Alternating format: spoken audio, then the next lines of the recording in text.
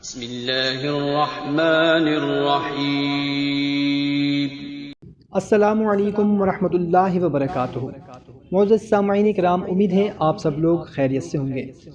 محترم سامعین، ہمارے ایک بھائی علی اکبر نے کراچی سے ہمیں میسج کیا ہے کہ جب بھی میں اپنا گھر لینے کا سوچتا ہوں تو کوئی نہ کوئی رکاوٹ آ جاتی ہے۔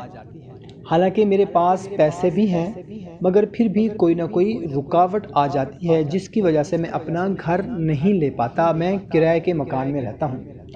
آپ سب بہن بھائی دعا بھی کریں اور کوئی عمل بھی مجھے بتا دیں۔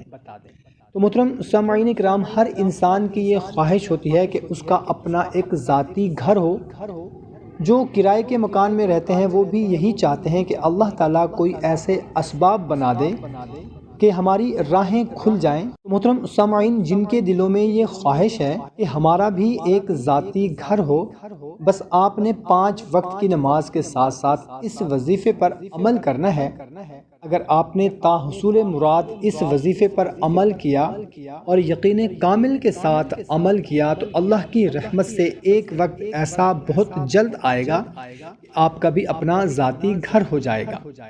محترم سامعین کرام، وظیفہ یہ ہے کہ جو کوئی بھی روزانہ کسی بھی وقت صرف 100 مرتبہ اول اور آخر 3 مرتبہ درود شریف پڑھنے کے ساتھ یا سمیع پڑھے گا، اس وظیفہ کی برکت سے جو مانگے گا اللہ تعالیٰ سے وہ پائے گا۔